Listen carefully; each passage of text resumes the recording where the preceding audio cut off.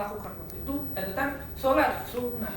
Terus apa kita harus juga berhenti mengaji, sedangkan mereka urusan mereka yang dia bukan mau beribadah dan bukan mau beribadah. Kalau menurut saya sholat sunnah wajib itu tidak keadaan. Namanya ada orang sholat walaupun itu sunnah, bukannya kamu harus berhenti. Jangan sampai suara kamu itu mengganggu yang sholat. Boleh mengaji, nggak boleh, nggak harus berhenti. Pelankan. Itu kan berhenti Pak. Ya, makanya saya bertanyakan sih. Kurang ini yang membenarkan, kurang dipelankan suara. Kalau Gitu. pendapat saya kan kita sama-sama muslimin, sama-sama orang Islam, sama-sama percaya adanya Allah, sama-sama menjalankan rukun dan iman. Ya. Iya. Kalau merasa terganggu, misalnya Anda sholat, tolong dikasih tahu yang ngaji. Toh yang ngaji juga kepingin beribadah. Tolong berhenti dulu, saya sholat, nanti ngaji bersama. Nah, To be continue. ini masuk ke toleransi. Yang misalnya kalau misalnya ngaji membaca Al-Quran dengan suara yang keras, ada yang sholat. Yang ngaji diminta tolong ngajinya berhenti dulu, saya sholat, nanti kita ngaji bareng. Benar. Gitu. Nanti ngajinya bareng. Kalau menurut logika Pak, Itu sholat- masukan aja buat teman-teman kalau terjadi hal yang seperti itu. Toh walaupun ngaji, kalau kita berjamaah juga pahalanya berlipat. Sekarang kalau ilmunya Pak Ahmad ini bagaimana? Dia hanya mendengarkan radio, ngaji, sampai ketiduran tuh pahalanya numpuk itu. Sampai temennya kepanasan pindah ke 17. Terlalu banyak overtime untuk mendengarkan ayat suci Al-Quran. Itu bagaimana ini? Bagus juga ya. Harusnya kan kalau menurut logika, ilmu matematika, 1 tambah 1 harusnya numpuk. Ketika sholat, mendengarkan ngaji, yang katanya mendengarkan itu pahala, double harusnya. Tapi Kalau tidak masalah double. pahala atau tidak itu tergantung dari kita saja, nggak tahu apa yang kita berbuat. Apa yang kita dapat, pahala yang kita dapat juga tidak tahu. Yang penting apa yang kita lakukan sesuai dengan rukun yang ada. Itu pun ada hitungannya. Kalau tahu masalah rukun, kita menjalankan rukun Islam. Rukun Islam pertama syahadat, sholat. Sekarang gini Pak, ada pertanyaan lagi ya. Kalau ada orang sholat, ada orang sengaja seperti ingin mengganggu, seperti cekikian ya Pak, katanya guyon wong iki. Itu tergantung dari sholat kita masing-masing, kita khusyuk enggak. Banyak gangguan-gangguan seperti Itu nggak usah orang lain, dalam hati kita sendiri aja ada gangguan sholat. Misalnya saat membaca Al-Fatihah, ini edak enggak suaraku atau enggak, gitu kan, termasuk gangguan dari diri kita sendiri. Jadi ketentuan untuk kekhusyukan sholat itu tergantung dari kita. Ya kan jelas lah tahu level kita sholatnya kayak apa. Di zaman Rasulullah, zaman perang Badar, itu diwajibkan sholat waktu perang. Itu gimana situasi perang? Sholat pada saat perang. Tapi Rasulullah menyarankan kepada sahabat-sahabat sholat. Ya setahu saya kenapa sholat? Nah, dari situ bisa diambil bahwa walaupun dengan keadaan ramai, tergantung dari kita sholat khusyuk apa tidak. Jadi jangan memikirkan yang lain biar mereka berbuat seperti itu, mau ngece mau apa. Masalahnya Pak, Itu tergantung dari mereka yang menanggung dosanya masing-masing. Tapi dengan adanya pengajian seperti ini, ya, semua kan tahu. Jadi perkembangan untuk toleransi kita kepada orang yang beribadah itu bertambah. Amin. Bro, lagi ke diri. Aku tuh kan. Itu aja ya. bisa diterima, bisa tidak. Yang penting toleransi. Kan tahu sendiri orang tua kita, wah kita waktu kecil sejahat orang, sekejam-kejamnya orang, kalau lihat orang sholat pasti dia diem.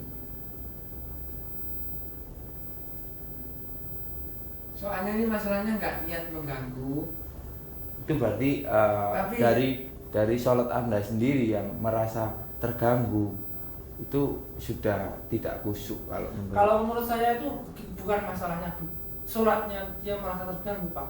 Dari cara dia sholat itu mengganggu sensitivitas kita untuk tertawa, Pak. Begitulah.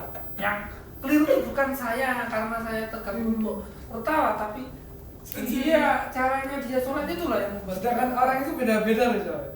Makmum itu semuanya berbeda-beda. Jadi itu tadi ya, untuk masalah sholat ya, ya minta tolong ya, jangan dibuat guyonan. Ya. Amat. Oke Pak, tergantung diri kita masing-masing Pak, bagaimana kita menjalankan sholat itu dengan khusyuk. Sing angel satu banget. Jamaah itu sudah omongan. Kanjeng Nabi tahu Pak. Kayak kan jadi imam kali suwi-suwi. Soalnya makmum nang mburi ku macam-macam pikiran. Bener. Kadiane sing selak-selak ndak mulai iku nagih apa terima duit. Enak sing sujud kesuwen kok ndak sicoy ngeluh malahan. Soalnya tengengen kan soalnya kok dadi kali imamnya mburi ku. Jadi masalah sholat bukan masalah seperti fisik, dan fisik itu apa? Fisik kita melakukan hal rukun mulai dari takbiratul ihram sampai salam itu, tapi hubungan kita ke hablum minallah, hubungan langsung ke Sang Pencipta, ke Gusti Allah langsung. Gimana cara kita dalam situasi seperti apapun kita harus khusyuk, bukan mendekati khusyuk tapi harus wajib khusyuk. Misalnya kita gak khusyuk, makanya baca-bacaan dalam sholat itu sendiri kita harus mengerti. Kalau kita mengerti, kita hayati. Kalau kita hayati, kita sudah menyatu dengan apa yang kita baca dan apa yang kita lakukan. Mungkin besok-besok kita harus menggali apa sih makna sholat ini, apa sih arti bacaan-bacaan. Karena mungkin sebagian aku nggak tahu, hanya cuma aku tahu Allah Bapak. Ya kita juga mesti. Nah, Ya kita kan ini. belajar bersama, sama-sama tidak tahu. Saya ngomong gini aja, sholatnya juga arang-arang. Nah, yang baik itu adalah yang sedikit continue, membanyak, lebih banyak Istiqomah. continue istiqomah. Sekarang, oke, besok lebih baik. Enggak harus sekarang baik, habis itu selesai. Baik lagi nanti 2 bulan lagi. Kan gitu juga. Benar. Itu juga harus dipentingkan. Tuh. Terus, Mas Mbah silakan. Oke, untuk menutup pembicaraan ini mungkin saya menggarisbawahi dari pengajian ini bahwa intinya sholat, gimana menciptakan sholat khusyuk. Wah, ini. Intinya Dewian sendiri aja kadang-kadang sih karu-karuan.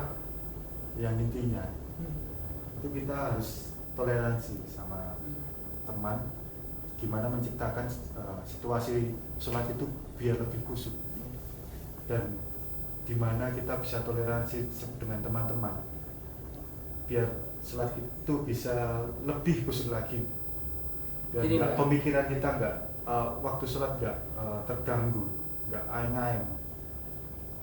Dia ada sebuah cerita dari zaman dulu, zaman Nabi. Ketika Nabi menyuruh Ali, sahabat Ali, untuk sholat khusyuk, kalau bisa kamu dikasih hadiah sorban. Nah, mungkin banyak orang yang sudah pernah Iya. dengar cerita ini kan. Ternyata apa? Si Ali tidak dapat sorban, tidak dapat hadiah. Ini. Kenapa? Soalnya Ali minta sorban. Tuh. Pemikiran Jadi itu. pada orang-orang yang dulu aja mungkin bisa dibilang ahli ibadah itu pun masih susah untuk khusyuk, apalagi orang seperti awam seperti kita ini. Kita mengerjakan sholat 5 waktu aja sudah bagus, istilahnya gitu, gugur kewajiban. Sholat puan kadang aja, jangan saya sholat kecepatan tinggi sering lah, speed, kadang sampai seperti orang bilang disingkat Bismillah alhamdulillah, Allahu akbar. Bismillah alhamdulillah, kulhu Allah wujud. Kawan kemudian cepet-cepetan sholat 1 menit, kawan nggak enak istimali. Kadang wangel pas sholat itu. Kadang satu saat pernah yuk kencang khusyuk, nggak merdu itu. Cuman kalau ada yang punya tips supaya sholat itu stabil khusyuk, silakan disampaikan. Kalau khusyuk itu memang susah. Nah, gimana menciptakannya? Gimana ya? Nah, Kalau silakan masalah sholat itu apa kita harus berpikir tentang Nah. besok kita mati atau bagaimana gitu? kalau menurut saya sholat itu tergantung dari manusia yang sendiri. Dia mau sholat enggak, cuma walaupun ada toleransi atau tidak, karena itu sudah kewajiban seorang muslimin. Itu bukan jangan menyalahkan orang lain kalau kamu nggak khusyuk, tapi salahkan dirimu kamu sendiri. Kenapa kok kamu nggak khusyuk? Soalnya sudah kewajiban kamu untuk sholat. Sekarang khusyuk Kalau- yang nggak khusyuk itu yang gimana sih sebenarnya? Khusyuk Kita itu masih- intinya khusyuk dari bacaan kamu secara Khusyuson. ya, secara syariat kita berbicara khusyuk itu Caranya didelip boleh ya? Yang terang, hidupin aja biar terang. khusyuk itu sholat dari apapun itu